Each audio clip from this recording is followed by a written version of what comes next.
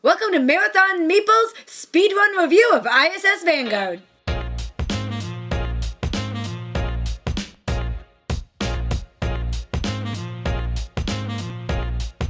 We're going to do a brief introduction and try to keep it as spoiler-free as possible because it is a campaign game.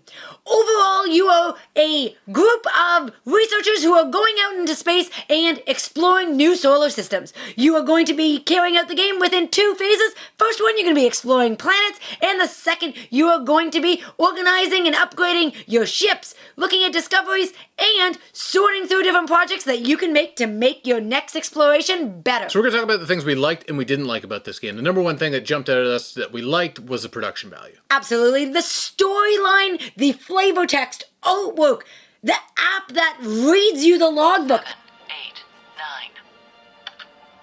What's most startling, the sample Just totally immerses you into the theme of the game. Yeah, everything is beyond high quality here. This is an expensive game, but you actually feel like you're getting your value through and through. You get a number of minis, you get the custom dice, all the books are high quality. The cards, there's like 1,200 cards, and they're all like really high quality cards.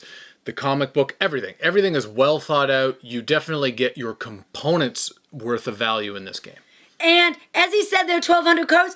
There's a lot of artwork on those cards and individual flavor text that ties into stories in the logbook. For sure. Next, I do really enjoy the way that you are maneuvering through the board or the planet book, and you're exploring, doing certain things, then adding new codes, getting new missions, all while you're playing the game. It's a game of progression. So as you continue along, your characters are ranking up, you're going to cool new places, you're getting better equipment. There might be a threat that jumps out at you, and then there's timers in the game, which I hated at the beginning because I'm not good against the clock, but there's really cool timers that keep the game moving and make you move towards the mission. You can't just explore all day long. Things that we're a little in between on is the general learning curve and the complexity in getting up and running in this game. I would say to get into our first couple of games, we were probably 6 hours into this. So there's definitely a time investment to get into the core of this system. But I will say once you're into it, it all becomes a little more intuitive. And they did provide a fantastic tutorial that walks you through the entire planet phase and even explains what would happen if you got different roles. Though, when we got to the ship phase, I will say we were lost. There are some great videos that people have put out that literally walk you through how to do it, as long as you're kind of picking the same cards they did. And it really helped us so that when we did it the second time on our own, it flew by and it was intuitive as to what you did. And the instructions in the ship book are excellent once you know what they mean. Yeah, they give you one tutorial that walks you through the process. They should give you two, because it's basically the game kind of has two halves to it. It has the exploration, it has the ship management. They don't really tell you how to do the ship management. You're left to figure it out by yourself. So BGG is a good help. The one-stop co-op shop video on that ship management phase really helped out a lot as well. The one interesting thing that I found in this game was the fact that for being such a heavy game, tons of decisions, lots going on to manage, there's a lot left up to chance by dice roll. And I find that if I'm spending so much time thinking out my turns, figuring out what crew to go, how to organize everything I'm doing, I found that the luck aspect kind of was unbalanced for what I wanted. Now, if you play with a lot of players who are AP, that might work out perfect for you because the dice tell them what they can and can't do. I'm kind of in between on that myself because the game is long.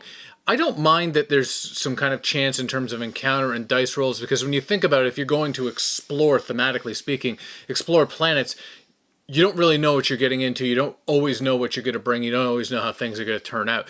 And to your point, I do think that because this game is lengthy between the ship management and actually playing it, the actual kind of just going through the motions of the exploration itself isn't too bad. You have cards that you can play, you have a couple of decision factors, but a lot of it's going to be left up to how those dice roll. And now that he's sitting there explaining it, it actually reminds me of some of his war games where you can have the best laid plans, you roll the wrong dice, and boom! So Matthias, who do you think this game is geared towards? I think this game is geared towards the solo gamer or couples, even I think a group of 4, but you'd have to be kind of dedicated to playing it.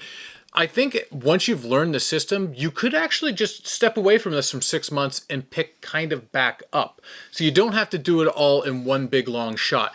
But the one thing that you're going to have to be if you're going to play this game is willing to invest in that upfront time to learning it. Yeah, and I like what you said about playing with a group. The way the game works is there are 4 distinct characters that can go on the explorations with you, and each one has kind of different powers and things like that that are going to benefit you as you explore. So I think it would work amazing for 4 people, and the way that it packs up, they've thought about everything down to how to carry over your cards from the end of one round, and then if you're going to pack it all up, until you get that second round out again with something they call the awaiting envelope. And I find that if you are going to use this as a game night group where you play it once a week, once every 2 weeks, I think the system's kind of made for that. Yeah, I think we should have included that in the things that we like. It's just the setup and the tear down is really well thought out. And you can break this up and break it down because it's a table hog. But when you want to get it out, you can get it out quickly and you can put it away fairly quickly as well. So that's definitely a positive for this game. I think ultimately, if you're going to get into like this space exploration theme co-op, you're definitely going to get your value out of this. You might not play all 40 hours. I hear the campaign is 40 hours at once. We've played about 12, but I think we can come back and we're going to revisit it again and again and again until we ultimately hopefully win in the long game. So I definitely feel that you're going to get your value once you buy into this system. If you enjoy playing games from solo to 4 players and enjoy a really good sci-fi theme that's immersive, then this is definitely one you should check out.